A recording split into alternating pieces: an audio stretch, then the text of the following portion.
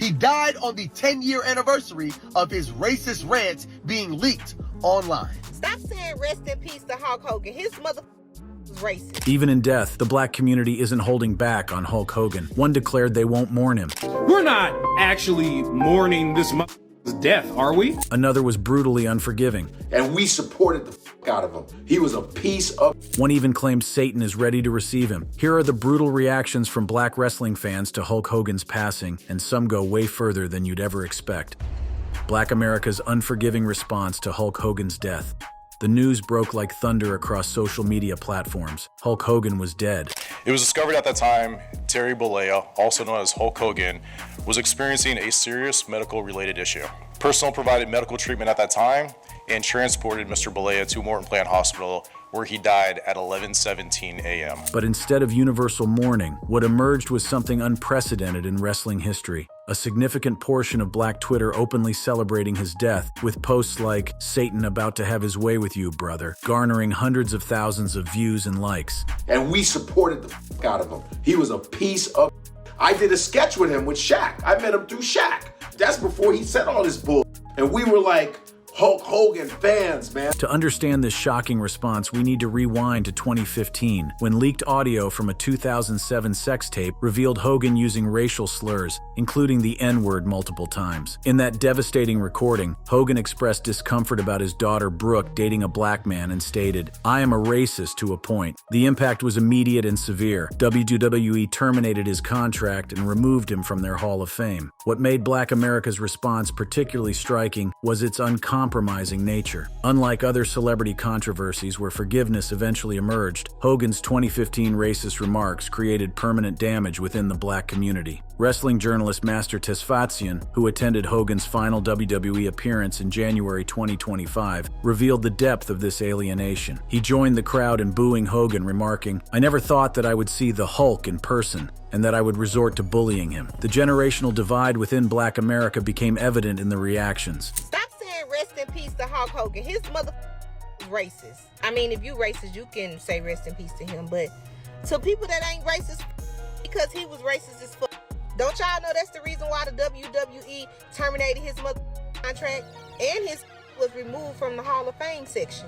Don't y'all remember that SEX tape that was leaked about him? This generational shift reflected a broader cultural change. As one commentator noted, younger Black Americans are being more vocal of being unforgiving because they've learned that once you deal with white America in a certain way, they don't forgive you no matter what you try. The reasoning was brutally simple. If white America never forgave O.J. Simpson despite his acquittal, why should Black America forgive Hogan for his recorded racist rants? The contrast was stark when comparing reactions across racial lines. While conservative commentators like Clay Travis mourned Hogan's passing, political commentator Roland Martin responded with a meme featuring Hogan's racist quotes, captioned simply, "Same guy." This wasn't just about one man's death. It was about accountability, historical memory, and the refusal to sanitize a problematic legacy. Perhaps most telling was the response from Black wrestling fans who had grown up loving Hogan. Kazim Famuyid, co-host of the Ringer Wrestling Show, captured this painful contradiction. "You never really got the feeling that Hulk Hogan truly felt remorse." This sentiment echoed throughout Black wrestling fandom, the feeling that Hogan's apologies were hollow, his redemption incomplete. The response also highlighted systemic issues within wrestling itself. Freelance wrestling writer Lyric Swinton expressed that Black fans often had to check their blackness at the door to enjoy wrestling, a sentiment amplified by Hogan's remarks and WWE's historical use of racist storylines and tropes. Oh, Shay, if you don't mind me asking, but why? Hating. Okay. Yeah, the racism, bro. Yeah. It's just hard to forget how detailed that rant was. The entertainment industry also saw divided reactions. I don't wish anything on anybody. Death, I don't wish. But, how am I supposed to feel that a racist mother is gone? Is that process of elimination? It's like, hey, is that letting nature take care of shit? Didn't he get booed at one of those conventions or whatever? He got booed. He went out like a sucker. The institutional memory was long and unforgiving. In 2008, jailhouse phone calls between Hogan and his son Nick revealed additional racist comments, compounding the 2015 controversy and reinforcing perceptions that this wasn't an isolated incident, but a pattern of behavior. Even attempts at redemption fell short in many eyes. When Hogan was reinstated into the WWE Hall of Fame in 2018, the New Day trio of Kofi Kingston, Big E, and Xavier Woods issued a joint statement saying they were indifferent to his return and wouldn't associate with those who convey a negative and hurtful mindset. The response from Black America to Hogan's death wasn't just about one man. It was about decades of accumulated frustration with racism in wrestling, entertainment, and American society at large. As Bomani Jones observed, this was never going to be one where people were going to mourn quietly, suggesting that Hogan's racist remarks made unreserved mourning impossible for many Black fans. The digital age had preserved Hogan's words forever, and Black America's response to his death proved that some wounds, some words, and some betrayals are simply unforgivable. This wasn't just about a wrestling legend's death. It was about justice, memory, and the price of racist speech in modern America. A career built on controversy. While Black America's response to Hogan's death exposed deep racial wounds, the wrestling industry itself had been dealing with Hulk Hogan's controversial behavior for decades. Long before the 2015 racism scandal, wrestlers throughout the industry had been speaking out about Hogan's backstage politics, ego, and problematic behavior. The list of wrestlers who publicly criticized or outright hated Hogan reads like a who's who of wrestling legends, revealing a pattern of behavior that went far beyond a single recorded conversation. Bret Hart's animosity toward Hogan dates back to the early 1990s and represents one of the most well-documented feuds in wrestling history. The breaking point came at WrestleMania 9 in 1993 when Hart lost the WWF Championship to Yokozuna, only for Hogan to win it immediately after in an impromptu match. Hart had been led to believe Hogan would drop the title to him later, but instead, Hogan refused to put Hart over. So I would just stand there like this with my hand out for about 20 seconds and I just walked away and I was like, him. The depth of Hart's disdain became clear in subsequent interviews and said in 2021 that Hogan didn't know a headlock from a headlamp. Hart's frustration wasn't just personal, it was professional. I think what really was going on is that Hogan was putting a lot of pressure on Vince to take the belt and take it off me and put it on him. Otherwise he was gonna go to WCW. So I think it was our last Vince just pull the plug on me. The pattern of Hogan's backstage manipulation became even clearer with Shawn Michaels' experience. Their 2005 SummerSlam match was supposed to be the first in a series, but Hogan allegedly used his influence to cancel the rematch, ensuring he went over. Michaels' response was legendary. He oversold Hogan's offense in a comedic, exaggerated manner during the match to mock him. The human wrestling fan is an easy thing to manipulate. God bless you. You know what I mean? But it was, I mean, it's not like, well, I'm just saying, it's not like I could have done that whole Larry King live thing and like nobody in the WWE have okayed that. You know what I mean? Perhaps the most damaging revelation came from The Undertaker, who described a 1991 incident where Hogan claimed injury from a tombstone piledriver. It took a few days before I actually got to see the footage. His head never touched. This incident crystallized many wrestlers' perception of Hogan as someone who would lie and manipulate situations for his own benefit. The criticism wasn't limited to in-ring politics. CM Punk, one of wrestling's most outspoken personalities, has been brutally honest about his feelings toward Hogan. I think Hogan's a piece of shit, so obviously I'm going to be like Steve Austin. Punk's criticism went beyond personal dislike. He called Hogan a piece of shit and a toxic presence in wrestling locker rooms, despite never working directly with him. The wrestling industry's union-busting incident from the 1980s revealed another troubling aspect of Hogan's character. When Jesse Ventura attempted to unionize WWE wrestlers, Hogan reportedly informed WWE owner Vince McMahon of Ventura's plans, leading to the effort being shut down. With no hesitation, Vince went, Hulk Hogan told me. Because he heard that they were trying to unionize, and Jesse Body was like, somebody ratted on me. I was wondering who it was. I wanted to know who ratted me in the locker room. And, you know, I found out that it was Hulk Hogan. He was my friend. because he was my friend. Scott Steiner has been one of Hogan's most vocal critics, calling him a cancer in wrestling and accusing him of manipulating creative decisions to bury younger talent. The animosity between Steiner and Hogan reached a boiling point when Steiner confronted Hogan's wife over Hogan inducting Randy Savage into the WWE Hall of Fame, leading to a police report and Steiner's ban from the event. The Macho Man Randy Savage situation represents one of wrestling's most enduring mysteries and controversies. Savage and Hogan had a complex relationship marked by both collaboration and real-life animosity. Their on-screen feud over Miss Elizabeth mirrored personal tensions, with Savage reportedly resenting Hogan for perceived oversteps involving Elizabeth. You should have bobbed instead of weaved on that. It was a pretty nasty black eye. That was shot in the eye, so it was one of those really good black eyes that was pretty obvious when you see it. Like, what happened to you? That doesn't look like makeup. That's for real. It was that Savage and Hogan didn't get along. Macho Man punched me, beat him up, but I wasn't there, so I don't know, but that was the story going around. The racism scandal of 2015 only amplified existing criticisms from wrestlers of color. MVP labeled Hogan a racist and stated he holds no love for Hogan. Booker T admitted that his infamous promo slip in WCW, where he used a racial slur against Hogan, stemmed from real anger and frustration. Even wrestlers who worked closely with Hogan expressed frustration. Eric Bischoff, despite maintaining a professional relationship with Hogan, admitted Hogan disliked working with younger talent like Billy Kidman. The pattern of criticism extended beyond specific incidents to broader character assessments. Matt Osborne called Hogan an arrogant and a phony, citing personal issues and Hogan's treatment of Savage. Jim Cornette criticized Hogan's antics across WWE, WCW, and TNA, calling him nuts after the racist rant surfaced. I am all for people getting what they deserve.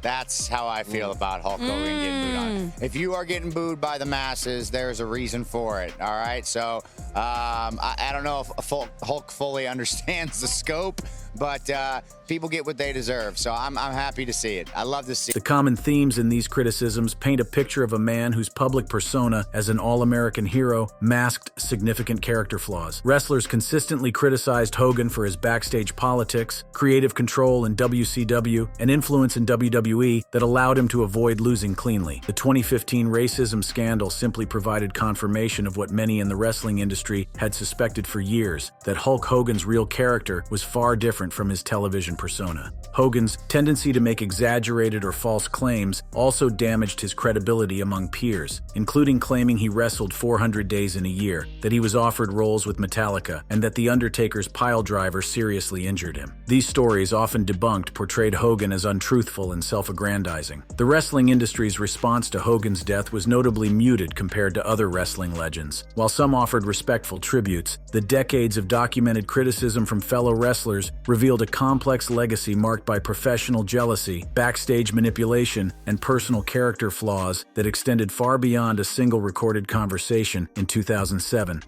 WWE Superstars Tributes and the Complex Legacy. Despite the controversies and criticisms that dominated much of the conversation around Hulk Hogan's death, a significant portion of the wrestling world chose to honor his memory and celebrate his undeniable contributions to the industry. The tributes from WWE superstars, colleagues, and entertainment figures revealed the complex nature of separating the man from the performer and the professional respect that remained despite personal disagreements. WWE's official response was immediate and comprehensive, with the company organizing a 10-bell salute and tribute show on the July 25, 2025 episode of WWE SmackDown. The organization that had once banished Hogan now described him as one of pop culture's most recognizable figures who helped the company achieve global recognition in the 1980s. The most high-profile tribute came from Dwayne "The Rock" Johnson, whose emotional Instagram post revealed the depth of Hogan's impact on individual lives. Johnson recounted a moment from 1984 when, as a 12-year-old, he caught Hogan's headband at Madison Square Garden and returned it to him. Johnson wrote, "You were shocked and so happy after the match because you told me that was your very last headband, and if it weren't for me, you'd have no way of getting that exact one made again." This personal anecdote highlighted Hogan's ability to connect with fans on an individual level, creating memories that lasted decades. What's up, my brother? What's up, man? Tonight's night, the very last night, you and The Rock have a shot at the NWO. We were drafted on SmackDown, they were drafted on Raw. Tonight's the very last night we have a shot to whoop their candy.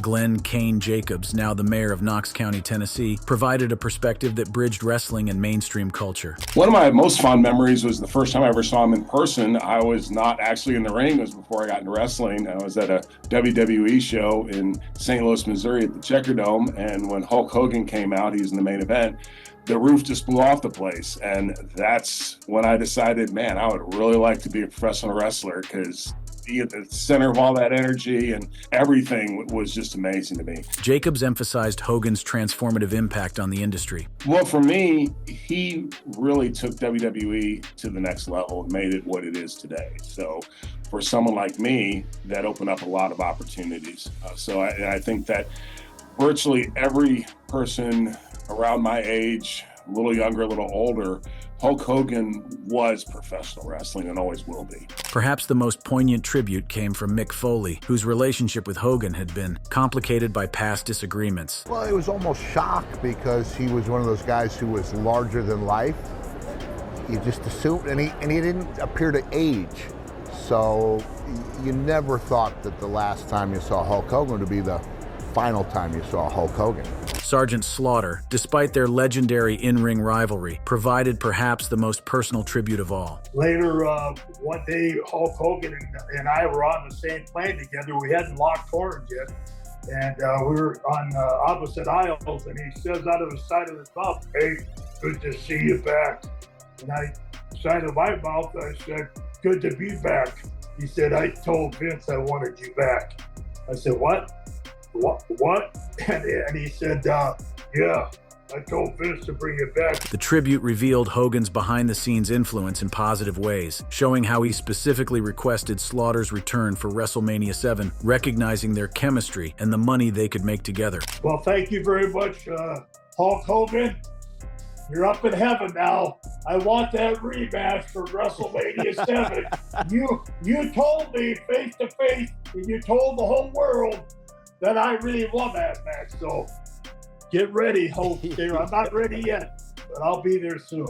Vince McMahon's tribute was particularly significant given their complicated history, including Hogan's testimony against McMahon in the 1990s steroid trial. McMahon called Hogan the greatest WWE superstar of all time and praised him as a trailblazer and global phenomenon. Triple H, WWE's chief content officer, emphasized Hogan's transcendent impact. Hulk Hogan, clad in red and yellow or NWO black and white, was simply put, iconic. He transcended and elevated the entire business to heights never before seen, in every country and on every continent. John Cena's tribute was characteristically simple yet powerful, posting a photo of Hogan's iconic WrestleMania 3 moment with Andre the Giant and the caption "R.I.P. Legend." Ric Flair's tribute was deeply personal, reflecting their decades-long friendship. Flair expressed shock and sorrow, writing, "I am absolutely shocked to hear about the passing of my close friend Hulk Hogan. Hulk has been by my side since we started in the wrestling business." Flair shared specific examples of their bond, noting Hogan's support during his near-death experience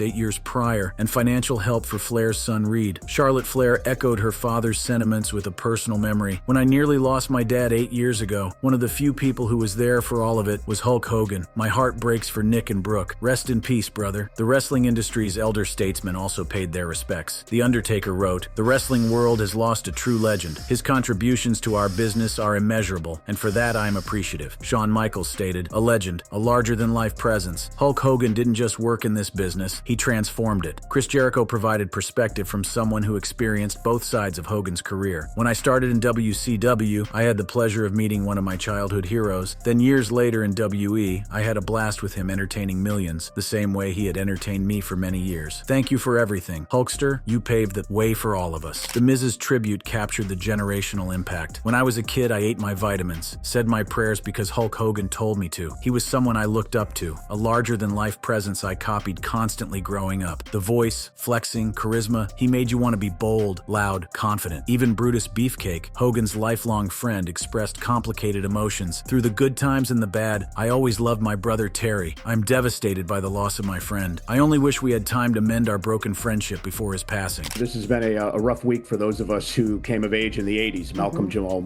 Warner, of course, Ozzy Osbourne, and today, Hulk Hogan. Hulk Hogan and Vince McMahon created sports entertainment.